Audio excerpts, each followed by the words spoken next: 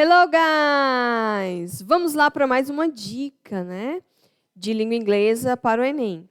Bem, como eu sempre venho ressaltando com vocês, gramática não faz parte das questões do Enem. Porém, contudo, todavia, nós temos as apóstrofo. O que é o apóstrofo?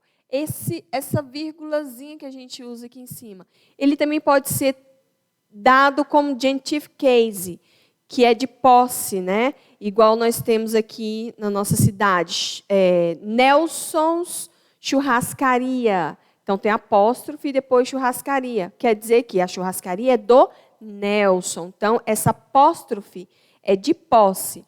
Então, quando a gente vê aqui, por exemplo, essa apóstrofe aqui, a gente tem que lembrar que isso aqui é do will, do futuro. Tá? Então, ele abreviou. Aqui poderia ser o is, como poderia ser o has, tá? Só que se for o has, também vocês têm que lembrar que eu posso ter falando no modo de particípio, né? No modo de voz ativa, voz passiva, como eu posso achar também que esse aqui é o has do present perfect. Vamos colocar aqui worked. Ela tem trabalhado, então eu tenho que observar o quê? Se ao seguinte for um verbo no particípio, você vai ver que não é is, e sim o has. Aqui, would like, né? O de pode ser o quê? Pode ser e é o would. Então, eu posso abreviar. Mas eu posso abreviar isso aqui também, mas aqui já não é o would. Isso aqui é o had, tá? É o had. E temos também que cai demais nos vestibulares. Apóstrofe S nos números, ou seja, quando estou me referindo à década, tá? Essa apóstrofe S aqui quer dizer década, ou seja, década de 90. Então, é isso aí, galerinha. Espero que vocês estejam estudando bastante. See you next tip.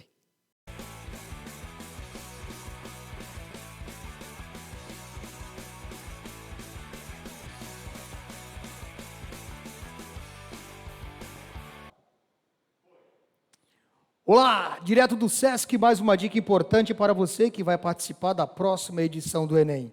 Aqui no fundo você está a observar, colocamos ali dica importante e colocamos aí redação.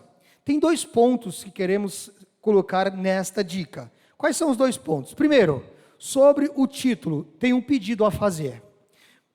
Primeiramente, se você vai colocar o título, não coloque o título o mesmo que aparece na coletânea, no texto motivacional. Seja lá qual for, não coloque o título que aparece na coletânea. Depois, se você vai colocar o título, cuidado, não precisa, de certa forma, porque o título não é necessário, não precisa fazer destaque, destacar, puxar a seta para cá, não coloque nada, apenas a palavrinha solta em cima. Agora, se você quiser, é melhor não colocar título. Por quê? Porque não vai fazer diferença nenhuma. Você não vai ser julgado pela questão da presença ou não do título. Primeira dica. Segunda dica, sobre o uso da linguagem coloquial. Também recomendamos que não use a linguagem coloquial em momento algum. Procure escrever de acordo com o que falamos, inclusive nas nossas aulas. Use a norma padrão, a grafia, o léxico da palavra. Não use coloquialismo. Por quê? Porque, de qualquer forma, mesmo que isso apareça destacado, você será julgado, será punido e vai perder pontos. No mais, claro, boa sorte!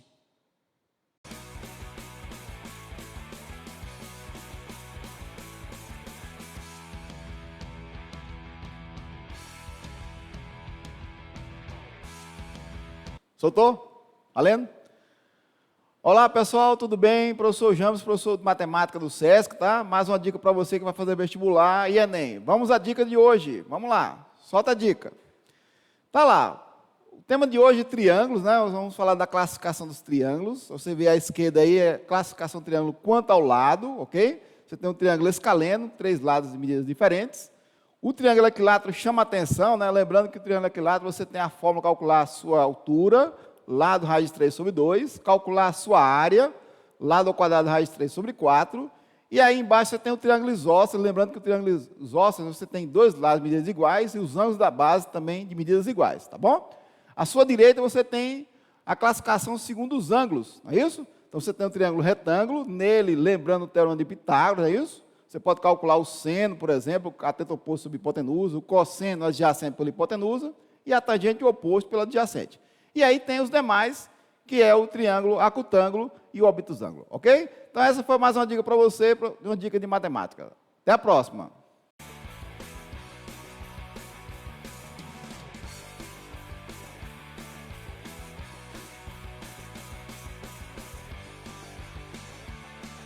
E aí, pessoal, belezinha? Mais uma vez aqui, nós aqui do SESC com uma dica excepcional para você, hein? Maravilhosa, aquela que vai cair mesmo no Enem. Por isso, nos acompanhe nas redes sociais, tá? Hoje, a dica é migração populacional, tá? Nós vamos estar dando uma diferença aqui, uma diferenciada entre esses tipos de migração, beleza? Claro, a migração ela pode ser espontânea quando você opta em fazer aquela migração. Eu coloquei aqui, busca por melhoria socioeconômica. Temos a forçada, onde temos os escravos, né, até o século XIX por ali, e também, claro, os refugiados, que são obrigados a migrar fugindo de perseguições. Migração externa, aqui é fácil, hein?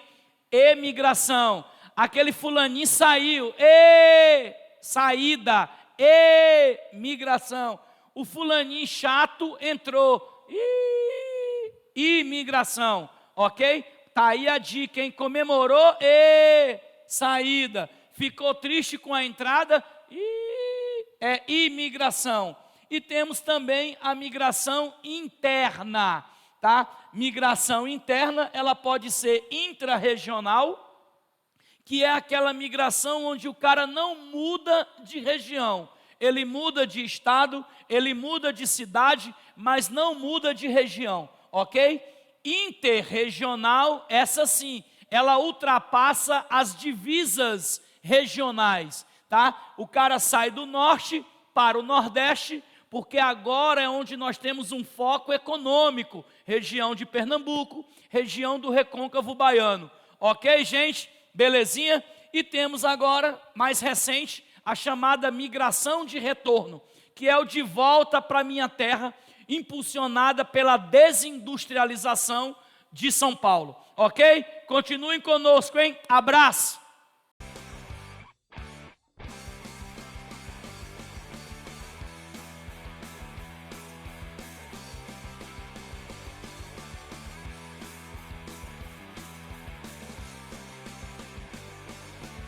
Olá pessoal, tudo bem com vocês? Aqui é o professor Ramírez, professor de espanhol do SESC, com mais uma dica para vocês. A dica de hoje é sobre as contracções. Você lembra que é uma contracção? A contracção ela é formada quando unimos uma preposição com um artículo. Em espanhol, só existem duas contracções. A contracção al, que é formada pela preposição a, mais o artículo el, que em português corresponde a ao. E a contracção del, que é formada pela preposição de, com o artículo el, que em português corresponde ao do. Então, como exemplo, temos vamos al aeropuerto. Em português seria que vamos ao aeroporto. Outro exemplo, vengo del teatro. Em português seria que venho do teatro. Então, em espanhol solamente existem duas contracções. Al, que corresponde ao, e del, que responde ao do. Observen que as contracções se formam com o artículo el, masculino singular. Se o substantivo é masculino, plural ou feminino, aí será uma combinação. Em português existem muitas contracções que não existem em espanhol. Por exemplo, observe, quando eu digo vou a la igreja, esse alá é uma combinação, porque você tem a preposição com o artículo separado, sendo que em português seria vou à igreja, não é? Vengo de la panadería. Ese de la también es separado. ¿Por qué? Porque panadería es un sustantivo femenino singular. Entonces escribe separado. En portugués sería que venho da padaria, ¿no es? Entonces venho da padaria. Entonces en portugués existen muchas contracciones que en español son combinaciones. Por ejemplo, tenemos pela, que sería por la, y pelas, que es plural, sería por las. Num, que sería en un, no, que en el, nos, en los, dos, en de los, da, de la, pelo, por el, a. Ese acraciado sería a la, ese as sería a las, na, en la, nas, en las, que es plural, numa, en uma, y numas, en unas. ¿Tá? Entonces, lémbrese, en español solamente existen dos contracciones. La contracción al, que corresponde a o en portugués, y a contracción del, que corresponde ao do. ¿Ok? No se esqueça disso. Hasta la próxima.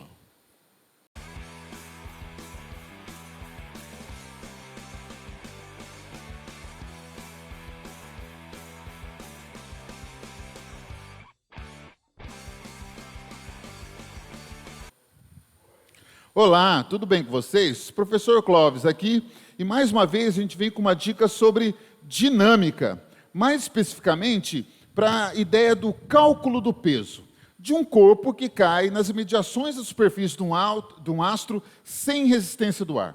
Então aí você tem um corpo, né, a única força que é aplicada sobre ele é o peso, e se a gente pegar a segunda lei de Newton, força resultante, massa vezes aceleração, a força resultante é o próprio peso, e esse corpo cai com uma aceleração igual à da gravidade, que a gente tem, por valor padrão, 10 metros por segundo ao quadrado, correto? Agora, uma coisa que a gente precisa analisar é que o peso, que popularmente a gente chama de peso, na verdade é uma força gravitacional. Segundo a lei da gravitação universal de Newton, que analisa um astro de massa mzão, puxando para si um corpo de massa mzinho, e esse astro tendo um raio rzão. Segundo Newton, a força gravitacional que esse astro vai executar sobre o corpo é dada por gzão, uma constante gravitacional, mzão, mzinho e o raio ao quadrado. Tá certo? Agora, imagina que a gente iguala, então, força gravitacional com peso. Se a gente substitui as equações que a gente trabalhou até agora, a gente vai reparar que a gente pode cortar o mzinho. Lembra, mzinho é a massa de um corpo na superfície de um astro. Se a gente cortar esse mzinho e organizar a equação, a gente chega em gzão, mzão sobre r quadrado. Percebe que não precisa ter o mzinho, ou seja, não precisa ter um corpo nas imediações de um astro para existir a aceleração da gravidade. E aí a gente tem a ideia de que peso é diferente de gravidade. Peso é uma força, a aceleração da gravidade é uma aceleração em metros por segundo ao quadrado, enquanto o peso é dado em newtons. Ok? Então, espero que essa dica lhe seja útil. Um grande abraço, até a próxima. Tchau.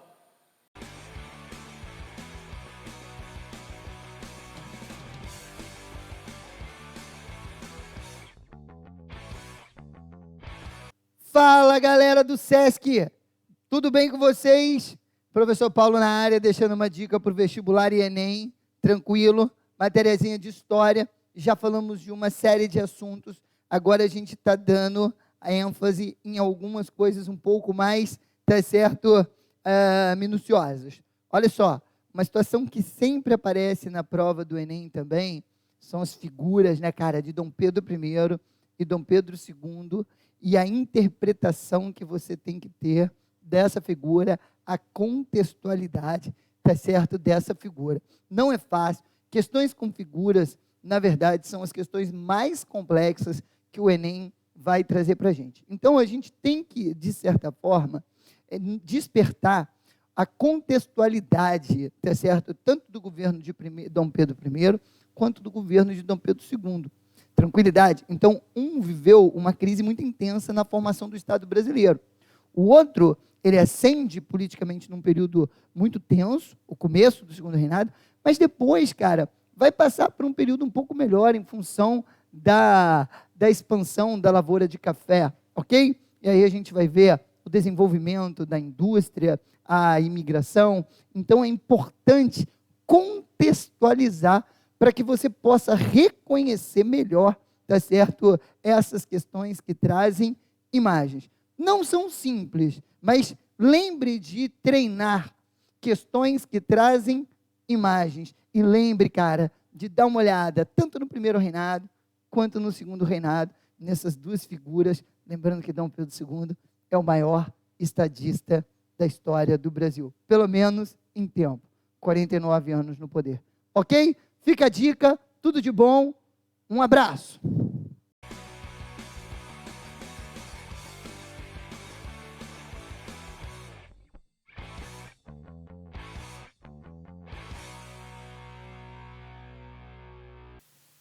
Fala pessoal, dica do Enem para vocês, mais uma dica poderosa. Agora vamos falar sobre mitose. Cara, o processo de divisão celular de mitose é caracterizado por uma célula que pode ser diploide ou haploide, gerando duas células geneticamente idênticas. Resumindo, o que vai ser isso aqui? Você tem uma célula formada, por exemplo, por um cromossomo simples. Ele, no período de intérfase, vai sofrer o processo de duplicação. E aí você tem o quê? A divisão, formando então duas células, tá? Com o mesmo número de cromossomos da célula mãe, tá? Mitose, tá certo? Isso, pessoal, é importantíssimo. Por quê? Qual a finalidade? Garante crescimento do corpo, reprodução assexuada, produção de gametas em vegetais. Em vegetais, a produção de gameta ocorre por mitose. Lembra que em vegetais você tem uma fase esporofítica, com produção de esporos, que é meiose, e uma fase gametofítica, com produção de gametas, que é por mitose e não por meiose. Cuidado! Outro detalhe importante em relação à mitose: organismos que são haploides, né, como o zangão, lá da abelha, o macho da abelha, ele vai produzir os seus gametas por mitose e não por meiose. Detalhes importantes que podem fazer a diferença na sua prova, nos seus cálculos, tá certo? Cuidado com isso. Além do mais, esse processo de crescimento ainda pode ser vinculado a substâncias de saúde, tá? A situações de saúde, como é o caso das doenças oncogênicas, né? Como combater essas questões das doenças oncogênicas?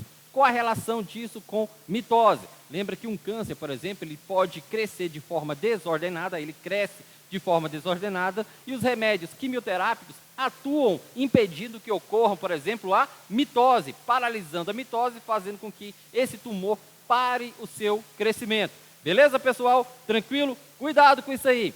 Mais uma dica: mitose, dividida em 4 fases: prófase, metáfase, anáfase e telófase. Beleza, pessoal? Dica do Enem, voltando à contextualização. Cuidado com a contextualização. Isso tem que ser aplicado em situações em que você pode prever a ação da mitose. Como assim, professor? Como o exemplo que eu dei anteriormente, né? Doenças que vão paralisar o crescimento, né, de tumores, né, como é o caso do câncer, onde você tem a paralisia, né, por medicamentos que vão impedir a ação da mitose. Beleza? Outro detalhe importante para vestibulares, principalmente, é a questão de você identificar cada uma das fases da mitose.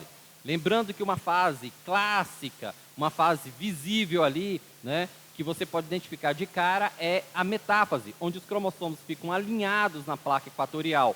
Fase essa, inclusive, que é utilizada para fazer o cariótipo. Por quê? Porque é a fase em que os cromossomos estão mais visíveis. Detalhe do processo de divisão celular: na fase de divisão celular, com a condensação cromossômica, os cromossomos passam a ser visíveis à microscopia óptica. Beleza, pessoal? Detalhe, revejam: mitose, divisão celular é importante. Valeu, pessoal! Até mais!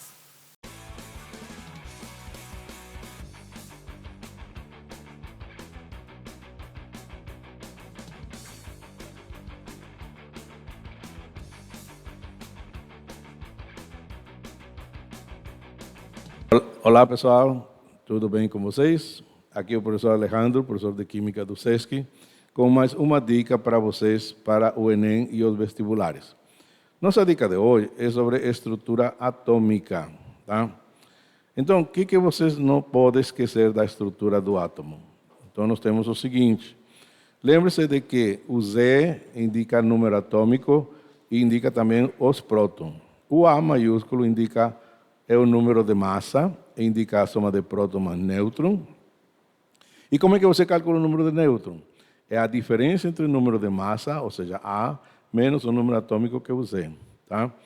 E para um átomo neutro, o número de elétron é igual ao número de próton. Isso você não pode esquecer. Por exemplo, aqui nós temos um átomo de ferro, o número de massa vale 56, o número de massa sempre é o maior, independente se está à direita ou à esquerda. Tá? E o número atômico vale 26, que é o número menor. Então, esse átomo de ferro tem 26 prótons, tem 30 nêutrons, que é a diferença de 56 menos 26, e tem 26 elétrons. Por quê? Porque é um átomo neutro, não tem carga elétrica. Então, lembre-se, quando o átomo é neutro, o número de elétrons é igual ao número de prótons. E com esses números, nós podemos relacionar os átomos da seguinte forma. Nós temos o chamado de isótopos. Olha aí, o P está destacado. Por quê? Lembre-se, os isótopos são átomos de um mesmo elemento com diferente número de massa. A maioria dos elementos tem isótopos. Então, as propriedades químicas são iguais. Por quê? Porque são átomos do mesmo elemento. E as propriedades físicas são diferentes. Aí temos um exemplo. Para você referir-se a um isótopo, você vai dar o nome do elemento indicando o número de massa. Por exemplo, nós temos 2 átomos de urânio. Então, o número atômico é o mesmo, 92 e 92. Só que o da esquerda tem massa 235. Então, você vai chamar urânio 235. E o da direita tem massa 238. Então, é urânio 238. Então, você pode diferenciar o isótopo dando o nome do elemento e indicando o número de massa. Então, lembre-se, isótopos igual número de prótons. Temos também o chamado de isóbaros. Observe que está destacado o A. Átomo de elementos diferentes com igual número de massa. Então, para os isóbaros, o número de massa é igual. Nesse caso, as propriedades químicas são diferentes e as propriedades físicas são iguais. Temos um exemplo aqui. Observe, temos o potássio 40 e temos o cálcio 40. Como são átomos do mesmo de elementos diferentes, o número atômico é diferente. Potássio tem número atômico 19 e cálcio tem número atômico 20.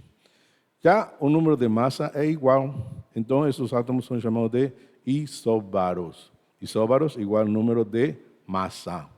E ainda temos os isótonos. Olha que está destacado aí, o N. Então, os isótonos são átomos de elementos diferentes, com diferente número de massa, é igual número de nêutron, por isso que o N está destacado. Então, isso é igual. No caso aí, para os isótonos, o número de nêutron é igual. Aqui temos como exemplo o alumínio 27 e o silício 28. São átomos de elementos diferentes. Observe que o alumínio vale número atômico 13, tá? E o silício tem número atômico 14. Mas, se você faz a diferença, por exemplo, o alumínio, ele tem quantos nêutrons? 27 menos 13 vai dar 14, não é?